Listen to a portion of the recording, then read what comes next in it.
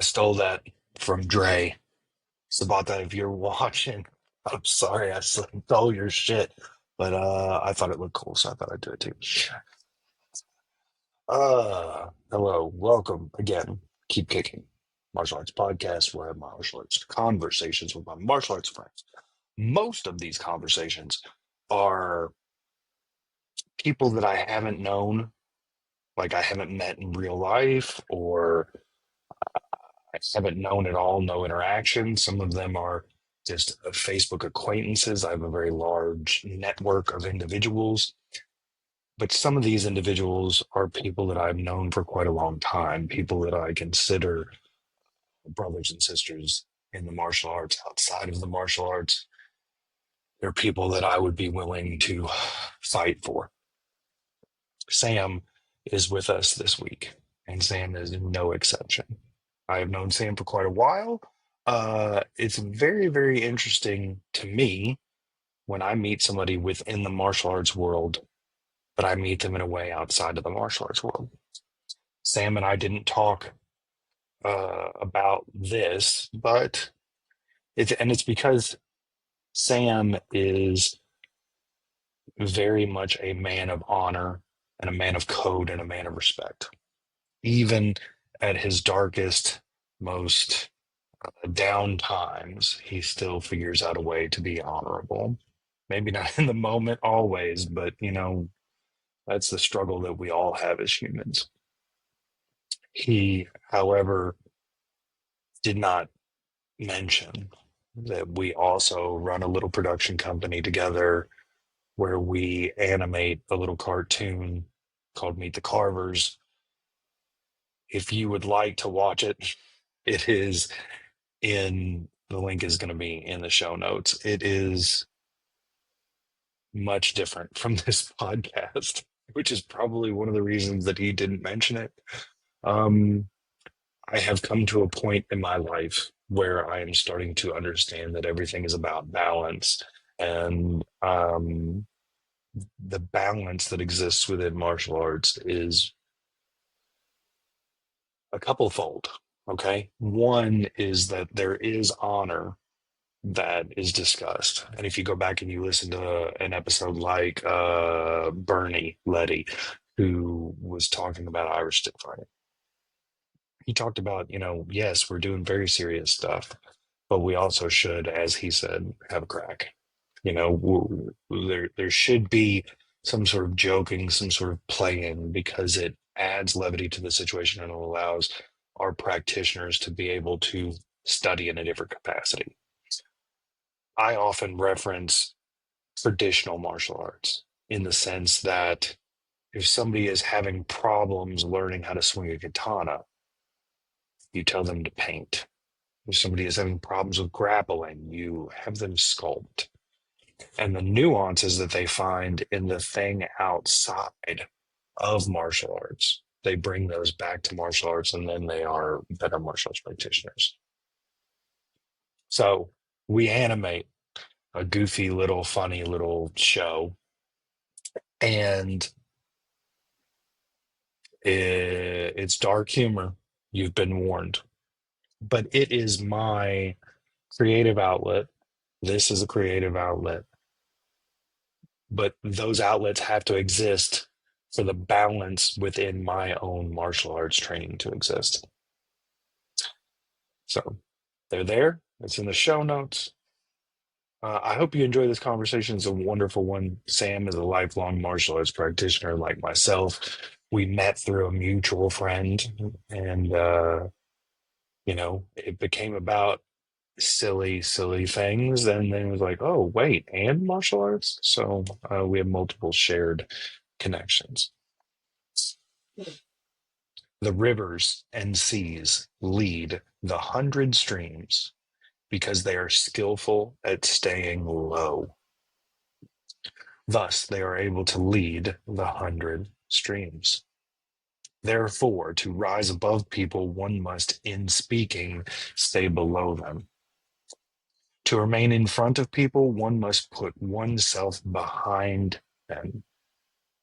Therefore, evolved individuals remain above, and yet the people are not weighed down. They remain in front, and yet the people are not held. Therefore, the world willingly elects them, and yet it does not reject them. Because they do not compete, the world cannot compete with them. Hope you enjoy this conversation. I hope you're enjoying all of these conversations as much as I am. And like always, keep kicking. Keep kicking, never quitting. Focus sharp like a blade that's hitting.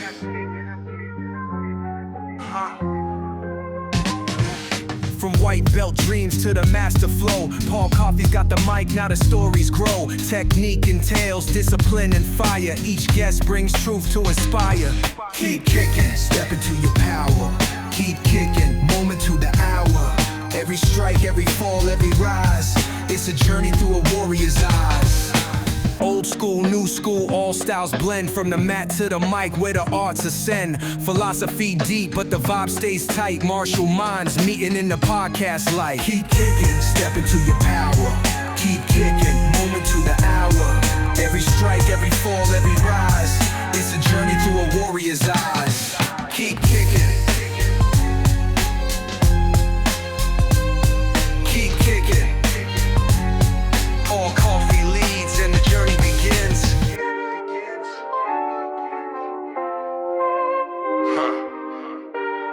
Paul Coffey leads and the journey begins.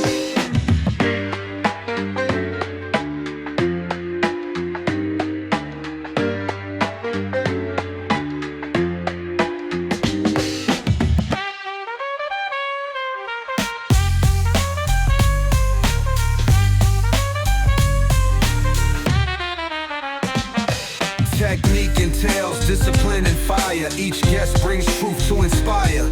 Keep kicking, step into your power. Keep kicking, moment to the hour. Every strike, every fall, every rise, it's a journey through a warrior's eyes. Keep kicking. Keep kicking.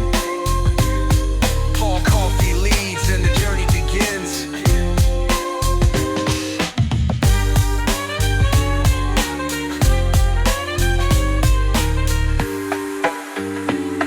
Paul Coffey leads and the journey begins.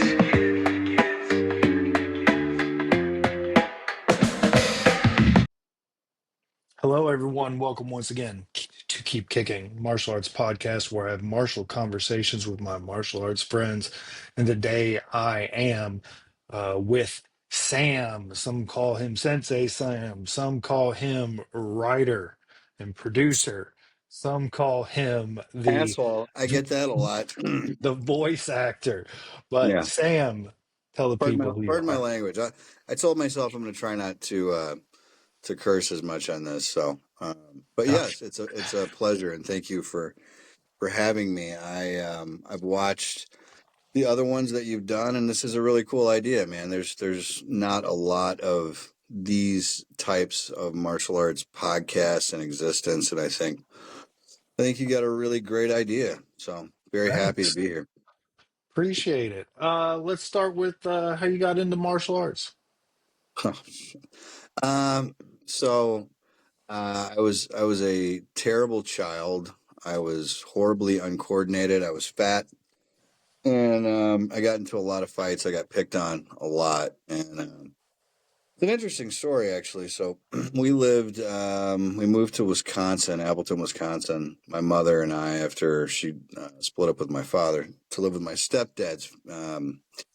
His family was from Wisconsin, so we moved up there, and this guy moved in above us in the apartment directly above us, who was um, a karate instructor, and his father was a karate instructor. And I started going to their classes. Actually, helped him move in. His dad gave me like $20, which was a lot in 1990, to help carry boxes for him. His name's Keith Shook. and Bill Shook. Both of them became my karate instructors. So I studied Shorei Ryu karate for, I don't know, about 6 or 7 years till I was 17. Hmm. Um, and karate gave me everything that I didn't have, missing my father. So, it gave me those two male role models, which I kind of patterned my life after. Um, Weirdly enough, I still not only know both of them, but work with both of them. Bill Shook, who I refer to as Sensei, is my boss at my job. We work in corporate theft investigations, and his son is my coworker. We work together in investigations. So I've known both of these men for 35 years, I guess. But that's who got me into martial arts, got me into Japanese karate, and then in 1993, Anaya Eskrima, which is now kind of my primary art that I Hmm. teach, which is mostly weapons based. Right. We do a lot of empty hand stuff too, but so I mean I've been doing this for like 35 years, man. That's Um, wonderful. It's great.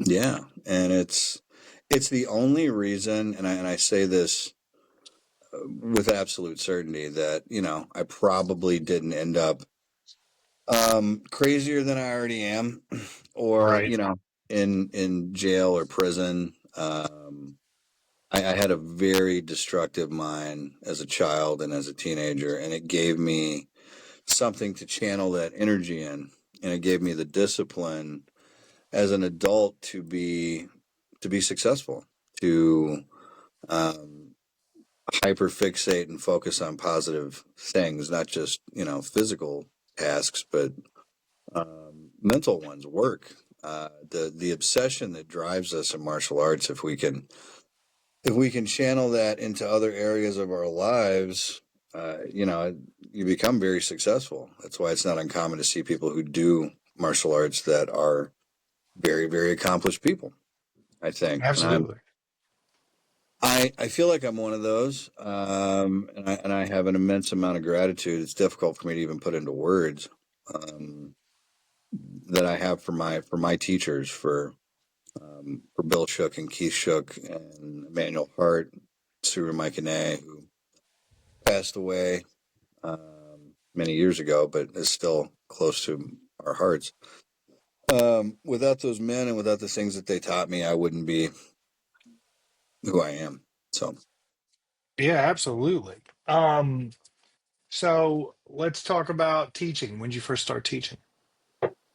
um, so I started teaching karate Hmm. when I was probably, I want to say 15. We had a kids class at our dojo, and the school that I studied at, Chori Studios, which was Sensei Bill and Sensei Keith's school. It was a very traditional, old school Japanese Hmm. hard style karate dojo. Um, and they did have a kids class, which depending on the dojo you go to, some teach kids, some don't.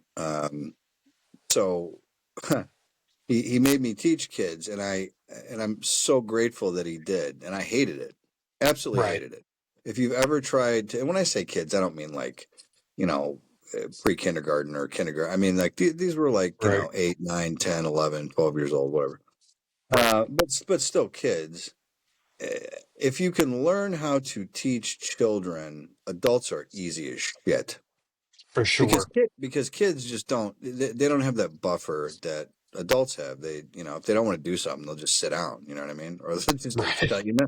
They just tell you no. They're like, no, I'm not. Why would I do that? That sounds hard. I'm not doing that.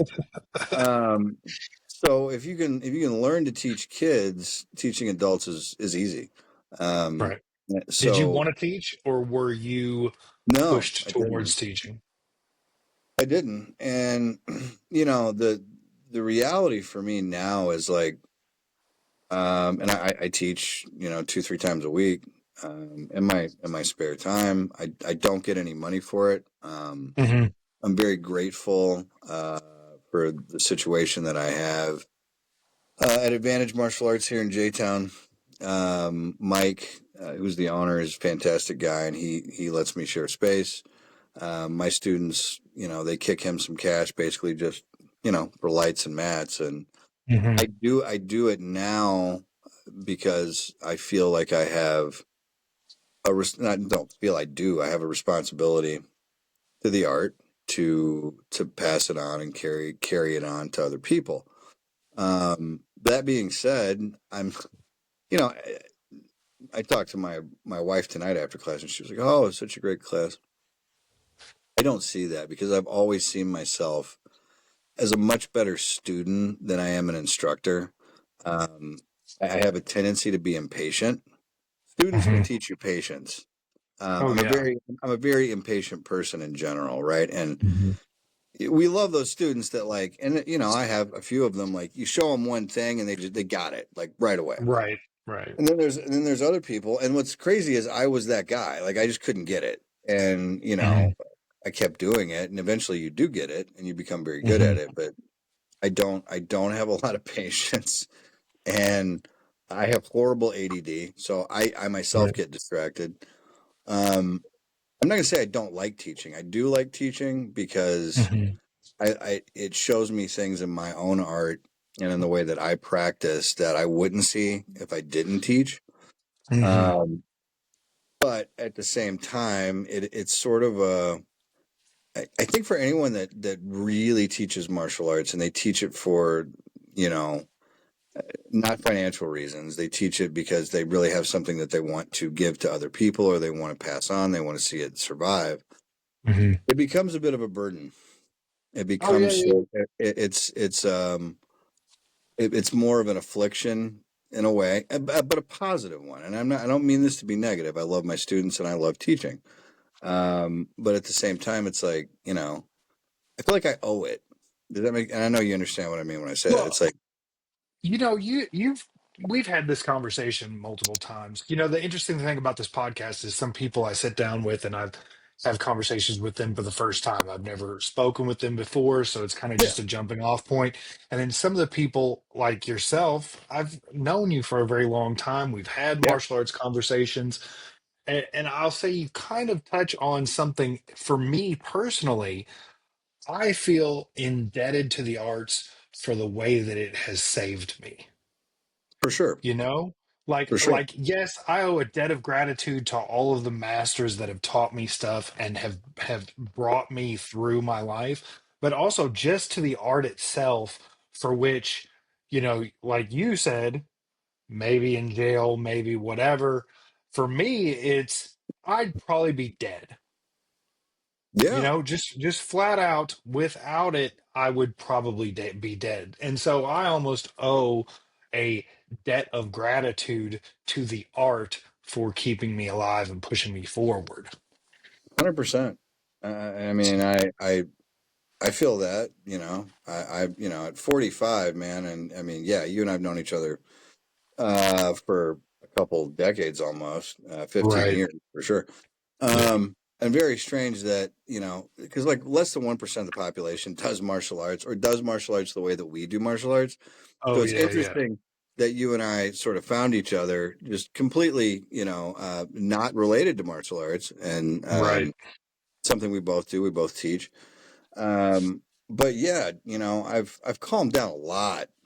That is I've true. now, That's true. yeah, That's I've true. calmed down. I've dialed things back a lot, but yeah, man, I've had a life, and I always had a temper. I've always been somebody who, especially in my teens and when I was a kid, younger, I hate to say that I would look for trouble, but I did. And there's a side of me as an adult that I fight. I fight all the time Mhm. that kind of, you know, enjoys conflict.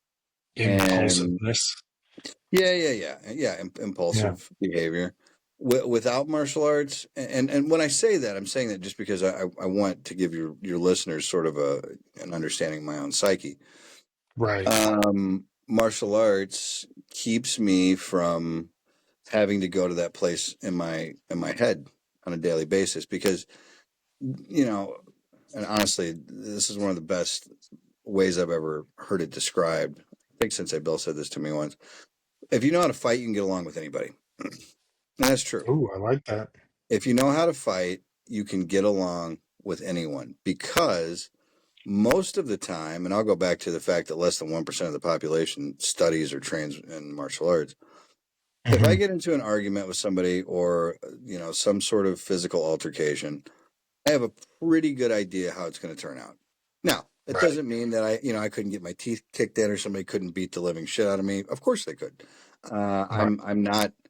I'm not a badass. Honestly, I'm not even all that tough. I mean, I've been doing this for a while and I'm confident in my Hmm. ability, but um, it makes you just a calmer human in general. Like people who study jujitsu, for instance, Hmm. um, just way easier guys to hang out with because it breaks your ego down to the point where like you know anybody that studies Brazilian jiu-jitsu, you walk into a jiu-jitsu gym and you, especially if you've had previous martial arts training, you think you know something and you just Hmm. get strangled right away and you're like, what have I been doing for the last 20 years of my life? Was it all a waste? No, it wasn't a waste. You're just learning a completely different philosophy on combat, but it just checked you. And like, it's reality. It's in your face. You can't fake it, and I'm using jujitsu as an example, but Eskrima is another one. Like, you can't pretend to be really good at Eskrima. You either are or you're not. And And the sticks will tell the difference between the two. yeah, for sure, man. The sticks, the blades, Yeah. whatever it is that we're playing around with, like you're either good at it or you're not, and it strips your ego, and that has been probably the most beneficial thing for me in my martial arts training is the fact that it keeps me humble. I know that I'm not tough. I'm not. Hmm.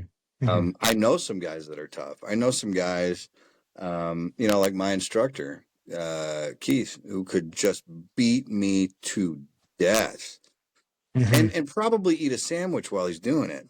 And in fact, he has and so knowing that it's like, I'm not a tough guy.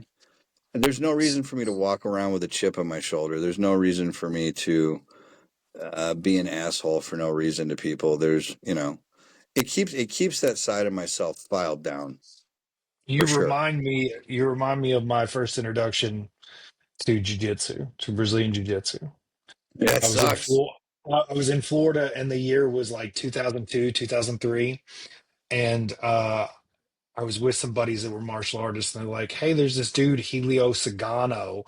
You want to go to this seminar that he's doing?" And I'm like, "What is That's the he doing?" name. And they're like, Yeah, "Yeah." They're yeah, like, he's doing some grappling. We can go check it out." And so we went, and like he taught for a little bit, and then there were 75 of us, bro, and yep, he submitted all 75 of us one at a time. And at the end of it, he yep, goes, "You see this? He's not even wet, not even sweating. You yep. see what I did to you all? That's jujitsu." Yeah, He's like, it's really funny is I had a very eerily similar experience. Keith and I went to a Pedro Cavallo seminar, and I think this was in "Mhm, 1990. I think it was in 96. And okay. I was a brown belt in karate at the time, and I thought I was pretty tough.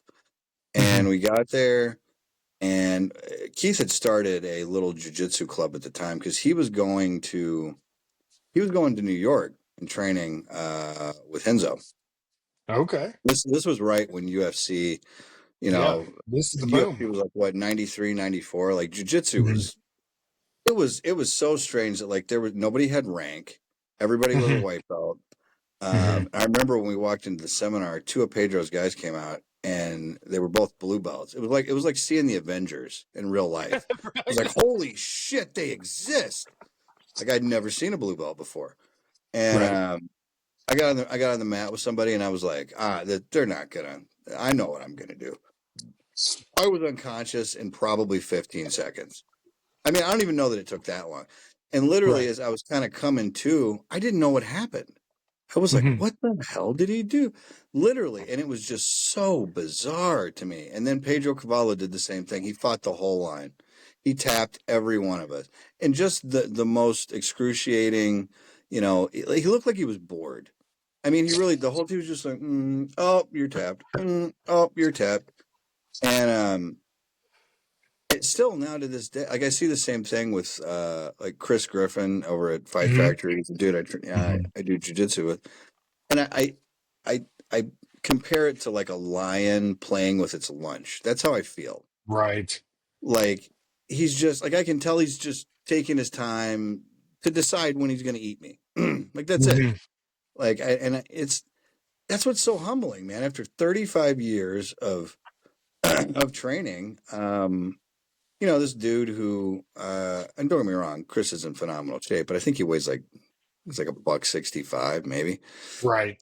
I'm 225. I can put 300 pounds up on a bench, and he just strangles me to death every single time. Every time. Like I have no shot. Like if him and I got into a fight, it would have to be at a distance with a rifle. That would be my only. He's gonna kill me. You got to He's keep it gonna absolutely kill me. standing. Got to keep it standing.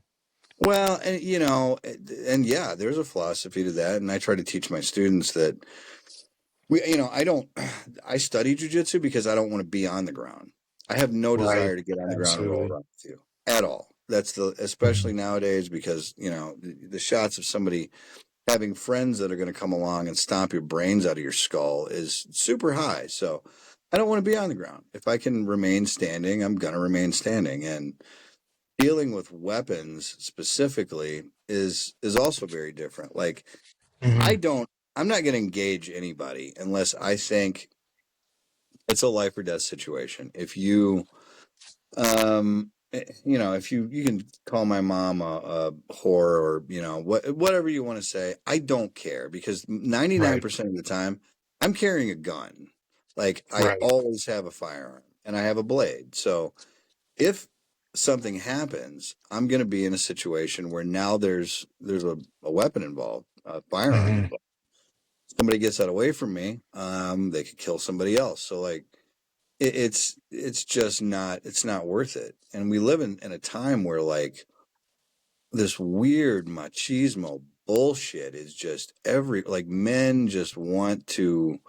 I guess it's probably always been that way since the dawn of time, but it seems worse now. I think because of the internet and we see it more. Like people It's just get probably into it. wildly unnecessary conflicts. Like you don't realize that like the guy you flipped off in traffic, that shit could escalate and be the end of your life.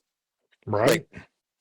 just within 5 minutes. Next thing you know, there's gunfire, right? Like just it's not worth it. And I tell all my students that too. Like studying martial arts, I think really is learning to not be violent. It's the actual Absolutely. it's the antithesis of violence. It's learning violence to be less violent, Hmm. to understand the need to be peaceful. Like um, If you want I peace, prepare for war. well, yeah, better to be Mhm. a warrior in a garden than a gardener on Gardener war. on a battlefield. Yeah.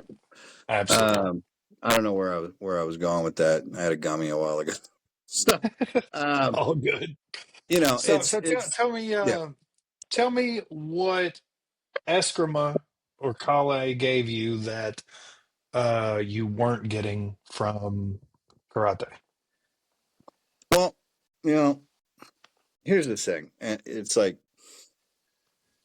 there are different strategies for learning violence, and there are Mhm. different types of martial arts. And if you look at like the do arts, right? Karate do, judo, aikido, a lot of those Mhm. martial arts are as much a vehicle for personal transformation and self Mhm. betterment as they are learning how to fight. In fact, I would argue that in some of those arts, learning to actually fight or learning combat is almost incidental. Hmm. It's secondary to learning to be a better person, to have self-discipline, to be self-sufficient. Then there are other arts that it's kind of like it's a shorter distance. And what I mean by that is Hmm.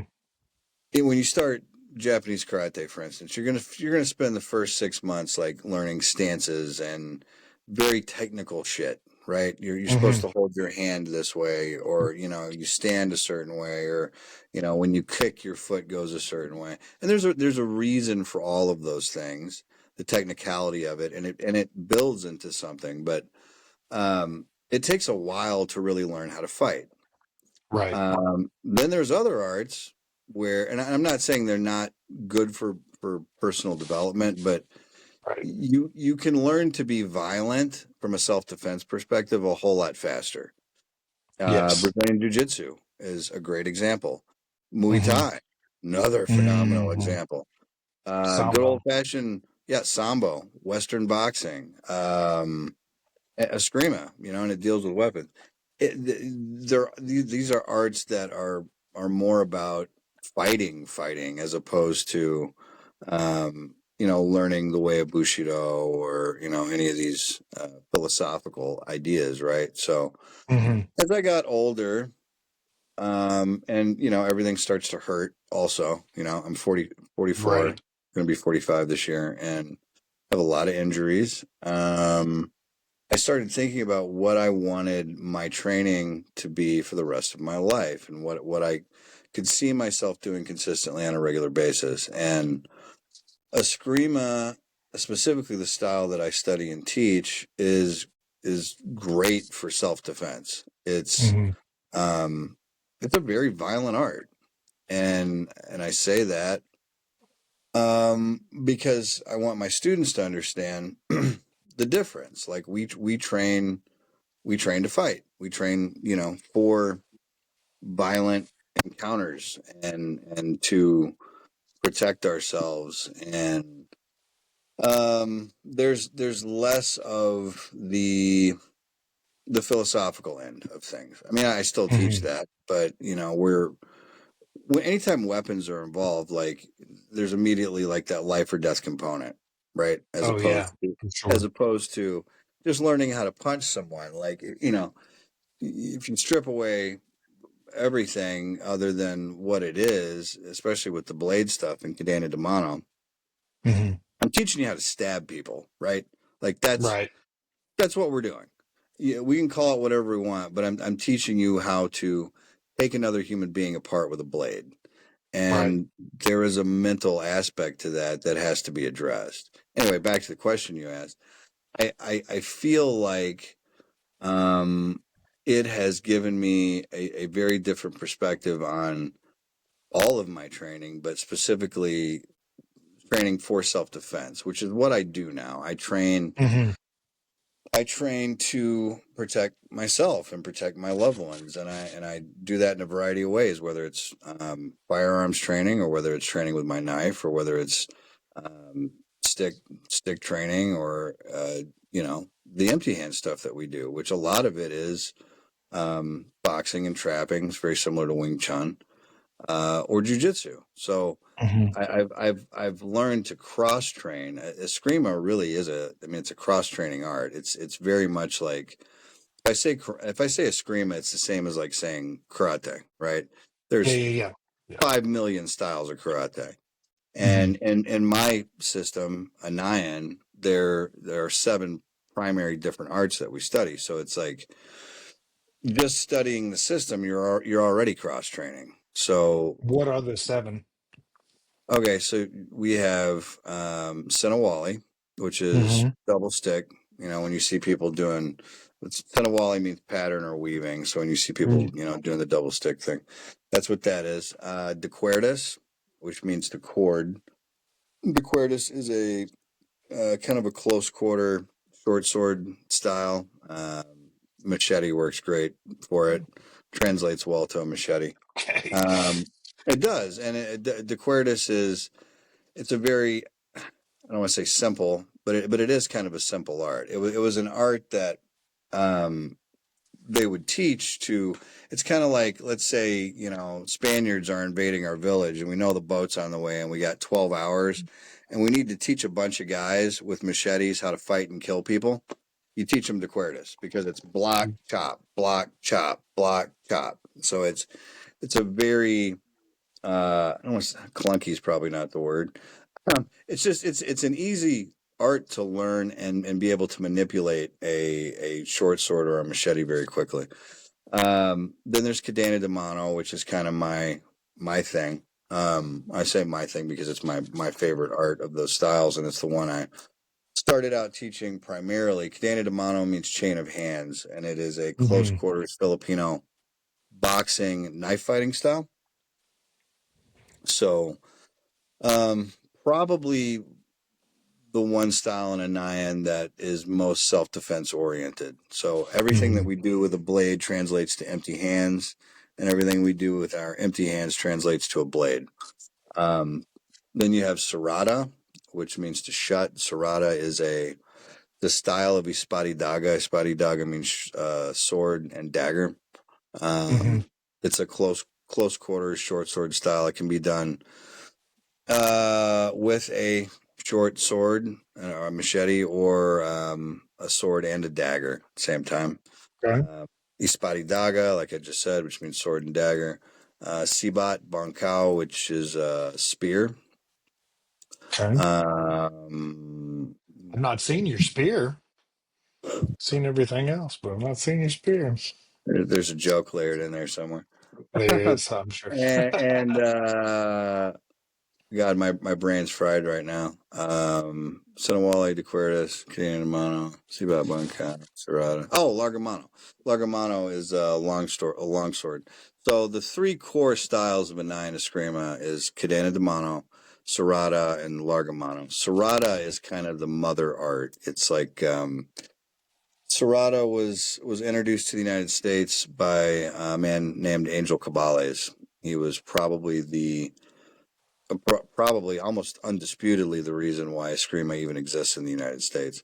And he opened the first Filipino martial arts school in the U.S. in Stockton, California.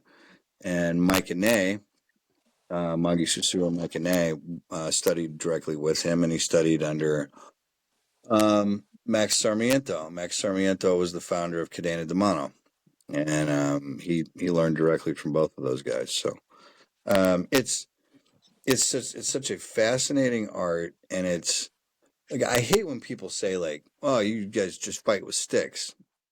No, it's Right. literally a philosophy of combat. Like Hmm. we Hmm. we we talk about, and this sounds kind of corny, but I actually love it. It should be on a T-shirt somewhere. We talk about the four ways of death, which are Okay. steel, wood, bone, and steel being firearms. We do a lot of firearms training, right? Okay. Uh, wood, sticks, Six. right? Um, bone, empty hands, right?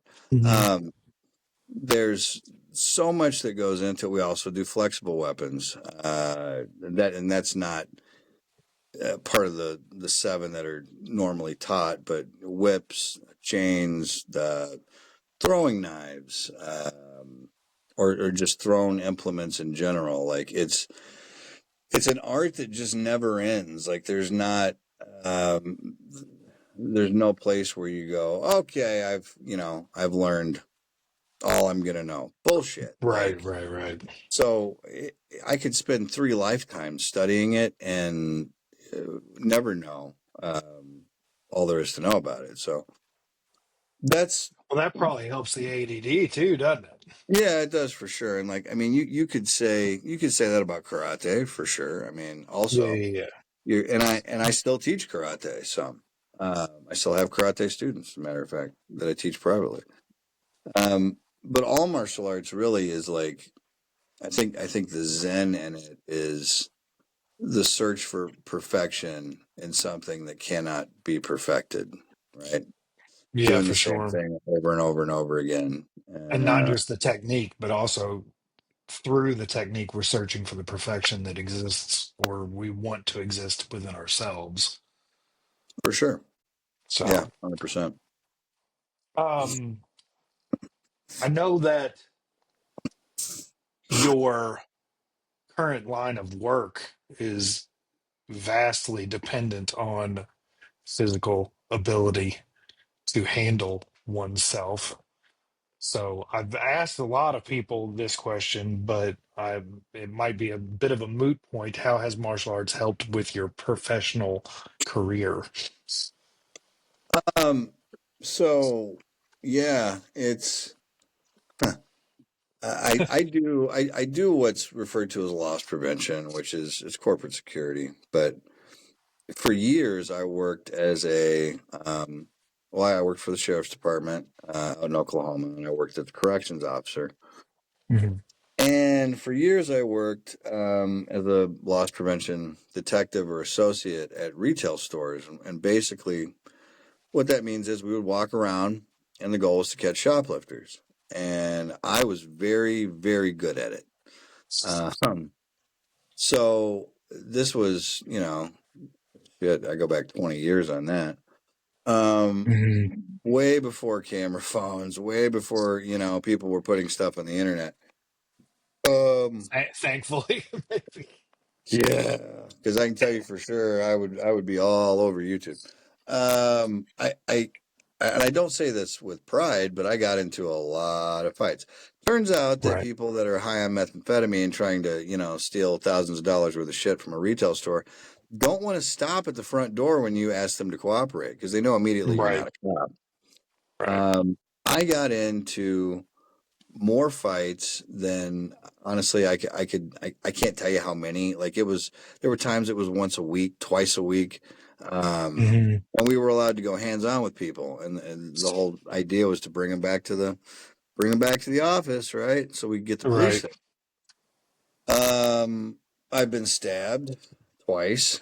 I've had 3 HIV tests. I had a chick try to run. I've had two separate women try to run me over with a car. Um, I still have bite marks on my side. I have a scar from where a dude literally chewed through my t-shirt into my side. Um, that's crazy, dude. And it wasn't wasn't even I had a wasn't chick even the beat me in the second head day. with a hammer. No, no. I went to try to pull a chick out of a car, and for whatever reason, she had a hammer, hit me in the head with a hammer. It was insane. Uh, and I can tell you for sure that the shit that I learned and the shit that I know works. Yep. It absolutely works. And there were times that I did something or I reacted, and it was almost like the everything just stopped. The world stood still, and I was like, "Holy shit, that actually worked!" Like it, Yeah, muscle memory kick the in and repetition and the muscle memory is pretty wild, man. Because you don't think like Mhm. when you are in that sort of scenario, it's like being in the back seat of a car while somebody else is driving. Like you're operating on muscle memory. So that's why I always tell my students the way that you train is the way that you will fight for sure, 100%. So if you train like shit, you're gonna fight like shit.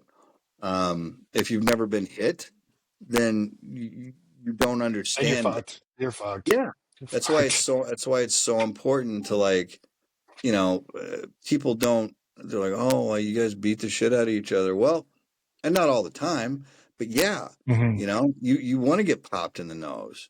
You want to get your bell rung in the ring. That way, when it happens in real life, you go, oh, I know what this is. This has What's happened better that it before. happens Yeah. in a controlled environment as Well, opposed yeah. to it happening You know what it in an feels like, and alley. you can fight through it. It's the same reason they pepper spray people. By the way, I've also been pepper sprayed like 6 times.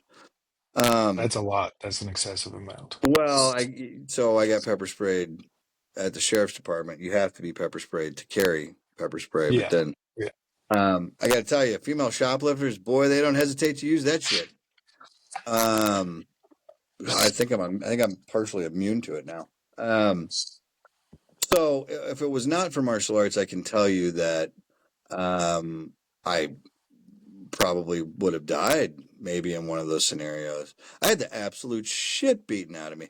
People think that like because you're a black belt or whatever, like you're gonna win every fight. No, no, no, no, no, no, No, no. no, I went out to stop this prick. He had like CDs. That's all it was. And when I got outside, I didn't even see the three other dudes that were with him. And bro, they beat me within an inch of my life. Um, for and some I was CDs. just laying there, just taking it, thinking to myself, like, I don't know, I'm gonna make it through this. Um, Fighting's it's different than the way it's portrayed on television. People think that, like, because you're a martial artist, like you're going to do some John Wick shit. That's not the case at all. You're going to Right. do the thing that you've done 1,000 times, 2,000 times. That's the thing that's going to save your life. And that's why training that way is so important. I tell my students that there's three levels of learning something, and most people, even people that I think teach and study, don't really understand this. But like, you learn a technique, you learn something, and that's about comprehension. That's like the first Yes. stage, right? Yes. You're learning to use something, you're learning to apply it. You have to kind of master that through repetition, and then Hmm. you stress test it. You start Hmm. adding variables, and then things change, right? Maybe it's not as pretty as it was. It becomes something very different because Hmm. this distance has been altered, or some other variable is introduced. And then Or the it final doesn't thing work is, pretty. right. Then finally, you test what you know in sparring or with rolling or in live combat, Hmm. um, and it can be significantly different. What you learned over here, like, maybe this block, it just becomes something completely different in a fight because it has to, because Right. you have to adapt it. So when people, like, they watch videos of shit on YouTube or whatever, and they go, "Well, that would never work in a million years." Well, maybe not. If it's Aikido, probably not. Ha! And I'm kidding. I say that because I studied Aikido for 4 years. I actually genuinely like Aikido, but I think, you know, it's a whole lot less about what you study and how you study. Like, Absolutely. I've known some Aikido guys and Aikido gets a ton of shit. Um, there was a dude I knew in Lexington who he was the head bouncer at a strip club, and he had a nice Aikido school in his garage, and those guys were nuts. Like, they would start class with floating break falls, which is where, like, Yeah. somebody Yeah. bends down and then you literally jump over them and fall. It was crazy. And then when they did randori, I did randori with them, and like, they were trying to take my head off, like swinging, like punch, and I was like, holy shit! I was like, you guys really? He was like, well, yeah, we have to. We work at a strip club. Like, people try to stab us with broken beer bottles. Like, that's a different thing. Like, if you train that way, then, but most Aikido techniques are, very, Right. Right. oh, Right. super Right. Right. Right. exaggerated. You got to train for violence. You have to train for combat. If you don't actually train for combat, then you're going to get the shit beaten out of you. Um, Sorry, I don't even remember what the question was or where we were at. I I agree. That's good. Um, Tell me. So this is a two-parter. Part one is, what do you think the average martial arts student neglects in their own practice? Um, it depends on the student, because there are, and this as an instructor, there are hobbyists, Yep. and there are people that, they do karate on Tuesday and Thursday, and they bowl on Wednesday and Friday. You know what I mean? Yep. I think if you're a student of the martial arts, you have to ask yourself, why am I doing this? And there can be all kinds of reasons. Some of them are, and they're all perfectly okay, whether it's physical fitness, if it's to lose weight, if it's to develop self-confidence, if it's to learn how to protect yourself. You have to identify the reasons why you want to train and why you're training. And if the end goal of that is, self-protection, then you're really not a hobbyist. You're Right. talking about, you know, um, kind of pursuing a warrior path, right? And if you're going to do that, repetition and practice is just absolutely the most important thing. And I don't mean practice makes perfect. Perfect practice makes perfect. You study to do Mhm. something incorrectly, then you're gonna do it wrong. So you have to train on your own. I tell my students this all the time because because of the way I travel, I only have the weekend to work out. It's like during the week, man, you got to do something. You can't Right. just train with me for 3 hours on the weekend and expect to get good at this. It's not going to happen. When I was lucky enough, and I think you probably were too, that I started studying martial arts as a child, so I had Oh yeah. an infinite amount of time to Right. yeah, I stood outside with sticks and beat a tree for hours at a time. Study um martial arts when you don't have a job. That's the best Yeah, time to for sure. start. Yeah, if you got nothing going on, man. But you can, even as an adult, you can carve out, a couple hours a week to practice. I practice every day. There's things that I do every day, like Same. Serrata. I do Absolutely. Serrata every day. I do Tai Chi every day. You have to practice on your own, and if you don't, if all you do is what you do in class, you're never going to get there. That's just all I it has to be. It has to become part of who you are. If I Really. don't do something every day, I am a much harder to deal with individual. Well, yeah, for sure. Yeah, Because like I said, man, for me, it files those edges down, right? for sure. For sure. Second part of the question is, if there's one thing that you could give to every student, a style, a concept, a punch, a philosophy, what would it be? Um, that they could learn how to actually protect themselves, and it's when I teach self-defense, teaching self-defense is a lot less about teaching a specific technique. It's about the mindset, right? Hmm. If I can give anyone anything, is that I hope that they get the confidence in themselves that they can survive a violent encounter. Hmm. And it's about, truthfully, how bad do you want to live, right?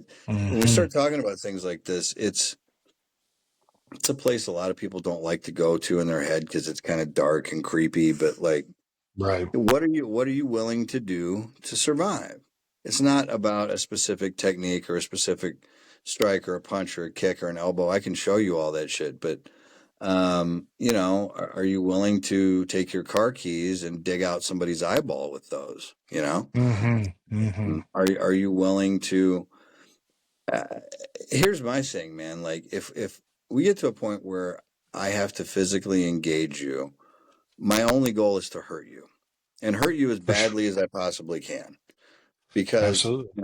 if it's gotten to that point, I feel like my life's in danger. So I'm going to do anything And necessary everything. and Everything. everything to facilitate that. Yeah, for sure. I will stick my hand down your pants and squeeze your balls till one pops. If I can get at your neck, I will chew through it till I find bone, and I'll take the AIDS test later. I don't give a shit. Right. Uh, I'm going home, and you're going to the hospital or the morgue. Hmm. That philosophy is it's actually hard to teach someone that. You're either the type of person that is capable of violence or you're not.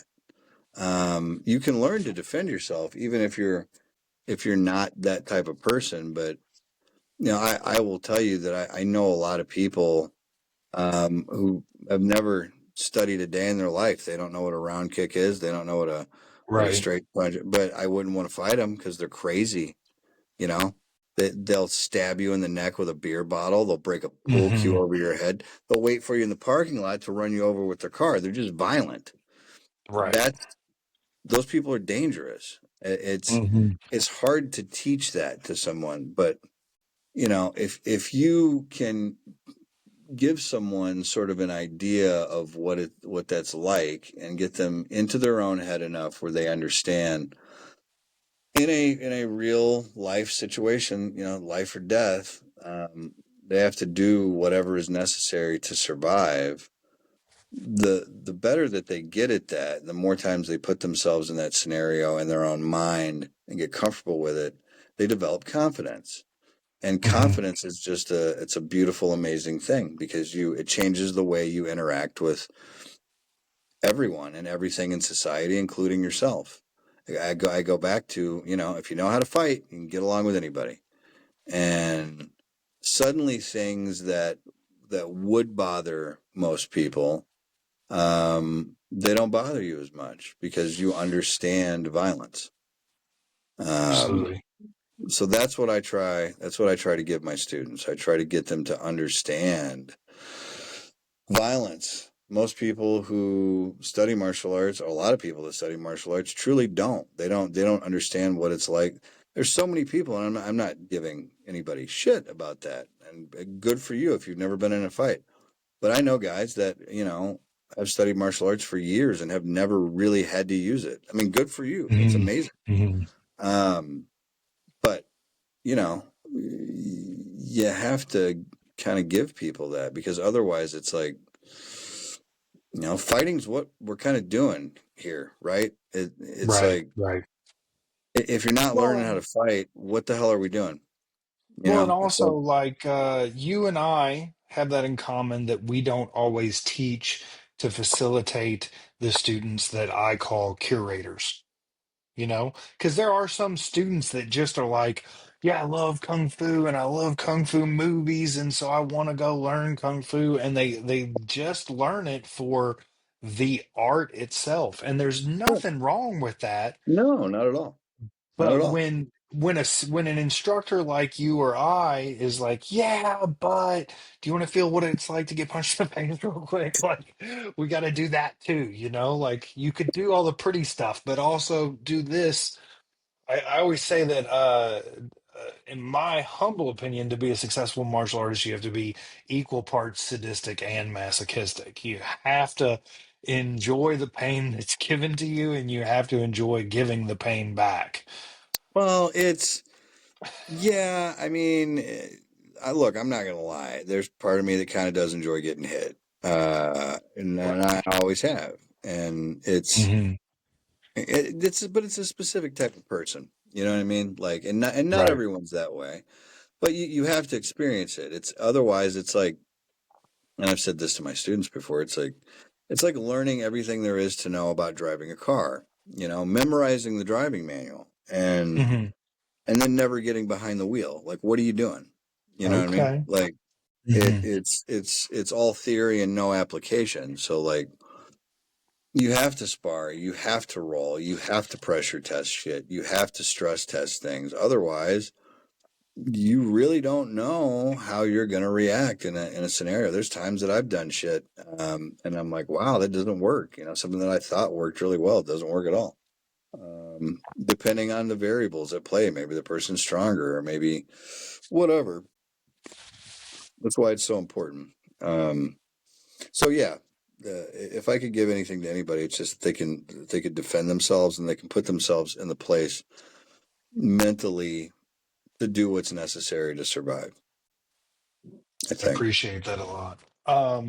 What do you do? What's your martial philosophy? Something that drives you, uh, philosophically, keeps you strong, keeps you going. Um, I think that the more we train, the better people we become. I think I think the more that I train, and to your point just a second ago, it's like the more I do martial arts, the more I do jujitsu, the more I do eskrima, the more I do whatever. I'm a much better person. I'm an easier person to be around. It's like I said, it dulls the edges it off of my sometimes shitty personality, and it just makes me a better person. And I believe truly that the longer that I continue to study and do this, um, it's going to continue to evolve me into a better human being. The ultimate goal is to truly be somebody who's very, very at peace with yourself and with the world around you, and to not be violent at all, to not have a need for violence, to not, which is hard for somebody who has a temper, man. But like, I, I'm getting there. The older that I get, it's like things that used to just like really rile me up, I just don't give a shit about it anymore. And also, like, when you train really hard, like, you go to Hmm. jujitsu, you go whatever, and you get like, 9, 10 rolls in, and just get the absolute shit beat out of you. You're too tired to be angry anymore. You know what I mean? Like, you're too exhausted to be an asshole to people in traffic. For You're sure. just, you know. So Well, you yeah. actually just you actually just brought the story that is where this podcast got its name from, because I had an instructor a long time ago who has since passed and is no longer with us.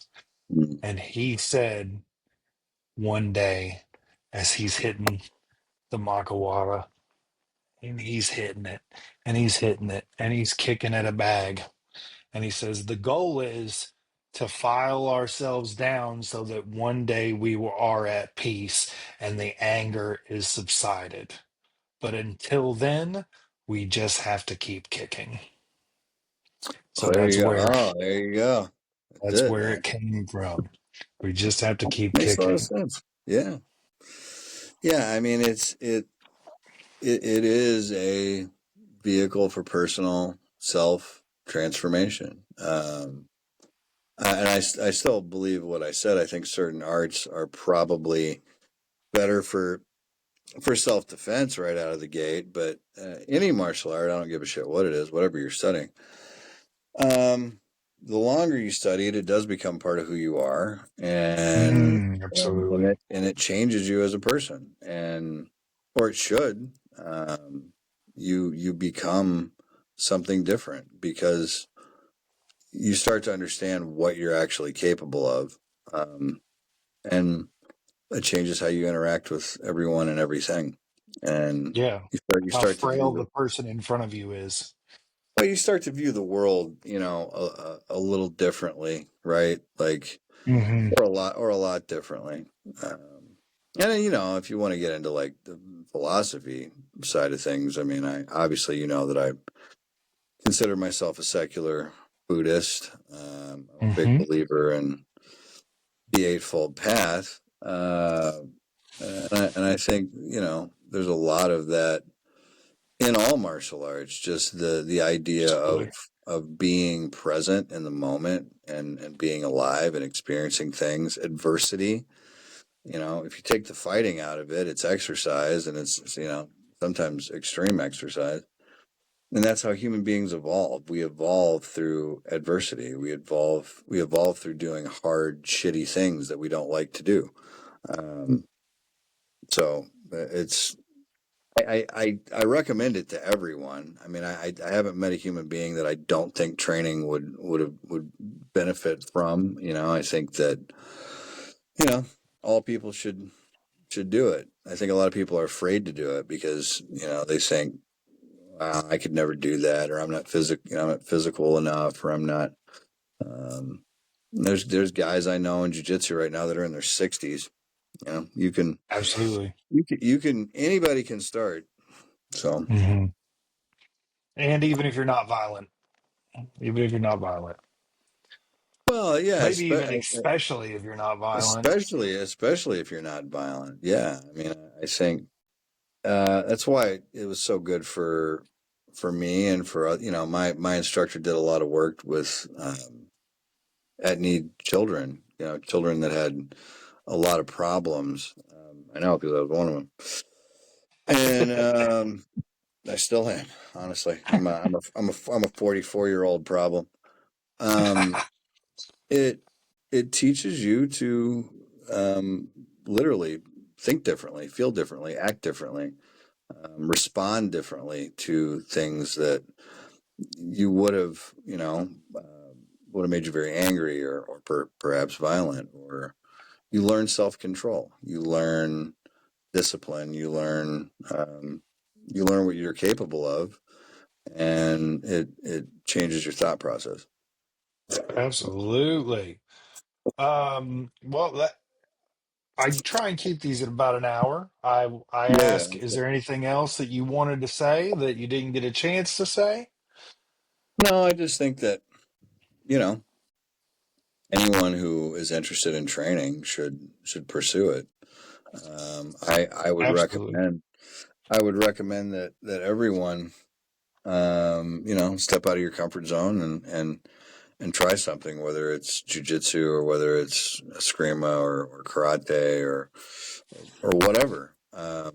It's And always then good also, to if know you how to find a fight. club that doesn't work, if you find a club that doesn't work, find another one. Yeah, go somewhere else. There's a Yep. lot of belt mills. There's a lot of McDojos, places that's the thing about martial arts is it's wholly unregulated, right? Anybody Right. can claim to be anything that they want to be, and Hmm. that's why I always say, can you fight? Because if Right. you can't fight, who gives a shit, about the 15th degree black belt that you got tied around your waist with all the Christmas lights Yeah. and shit. It doesn't matter if you can't fight. So find somewhere that'll teach you how to fight. You know. Uh, Absolutely. so I also want to say to everybody that was listening that Sam's really not as big of an asshole as he lets on to be. He's actually quite a lovely little teddy bear. He's a wonderful guy as long as you But don't cross it's him very, or it's very kind of you. as long as you don't get his pizza order wrong. I've seen that get a little out Yeah, of hand. man, I'm really trying. But here's the thing, too. I kind of get paid to be an asshole, and people don't Absolutely. understand that. The job that I have is it's unfortunate for others. I'm a professional interrogator. It's what I do. So like, I live and breathe conflict, and sometimes Right. it bleeds over into other things, and I really try. I try to not let it. I meditate twice a day, dude. Every day, I get up in the Right. morning before I do anything else, before I touch my cell phone, at least 10 minutes, and then I do it at night too. And it's little things like that. I think you have to have some kind of spiritual practice. I'm not preaching religion. Spirituality doesn't have to be religious. It can literally just be, Absolutely.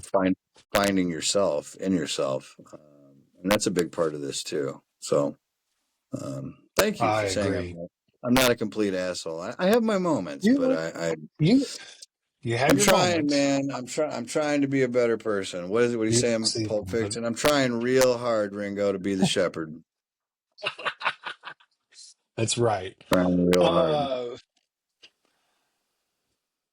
So, so do you want to be found? Should we tell the listeners where you can be found? I was gonna say not really. Yeah, I mean, it's Louisville IS3. You can look us up on Facebook. We're here in J-Town. If you look up, probably now because there's not a lot of Eskrima in Louisville. If you just look up, Eskrima J-Town or Louisville IS3, literally IS3, which stands for Nine System 3. You'll find us, and anybody's more than welcome to come learn. Yeah, I mean, like I said, I don't do it for money.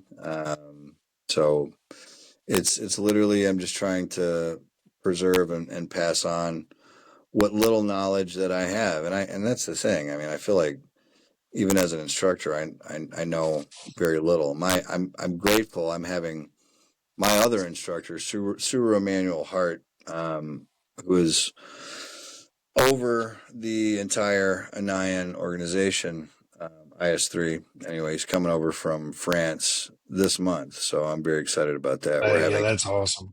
we're having a seminar at the school, and I would like it's open to anyone. You don't have to have any experience. It's just going to be a great opportunity to learn from somebody who really knows what they're doing. Like Hmm. I look at that dude, and I'm just so like he's forgotten more about martial arts than I will ever know, and it's just wild, like how somebody gets to that point. Like the way he teaches and the way he moves, it's like Sean Connery in Highlander. Like you can't touch, Right, right. you can't touch the guy. Like it's so yeah. People can find me on Facebook. And if you wanna learn how to defend yourself, especially with a blade, um, yeah, come check it out. We have a great group of people. It's an interesting mix of people, and that is one thing I love about martial arts too. Is like it's a group of people that would never mix. You know what I mean? It's Absolutely. like you go into a jujitsu school and it's like you got like an IT guy and a cop and a 21-year-old pothead purple belt that just smoked a blunt in the car who's going to strangle everyone, right? And everybody's Right, friends. right. We all get along with each other really well. Like you meet the most interesting people, and we have a good diverse group of students. You don't have to have any experience. You can just come hang out, man, and learn something that might save your life. So, Absolutely. I love it. I want to thank you for doing the podcast. well, I also thank you want for to having thank me, dude. you. It was an honor. I didn't say the F word once, not I one time. know. I I know, know. crazy, I right? know. It's Feel pretty good. wild. It is wild. Feel pretty good about myself. Gonna as soon as we leave this. Yeah, yeah. Gonna sound like I George gotta make up Carlin for some. immediately. Yeah, I gotta make up Immediately. lost time. So anyway, I also want to thank you for being a part of my martial arts journey, both on this podcast and off of this podcast, and the times that you've taught with me and that we've worked out together. I greatly appreciate it. Greatly value you. I greatly value all of my viewers and listeners. And until next time, keep you kicking. as well, brother. Love you. Thank you. Love you. Thank you, Sam, for being on this show. Thank you to all of my viewers. Like, share, those things spread the word. What I'm wanting to do is not gain viewerships and monetize this. Yeah, that would maybe be nice, but the whole point of this is to catalog words from the masters, to catalog the knowledge and the perspectives. Hope that I'm doing that justice.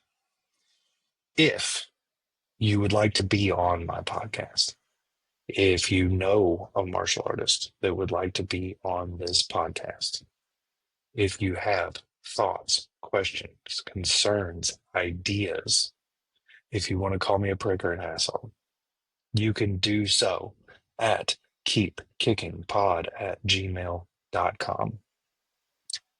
Hope you enjoyed this episode. I hope you have a wonderful day whenever you are listening to this. Hope this lands for you in a time of balance. Keep kicking, guys.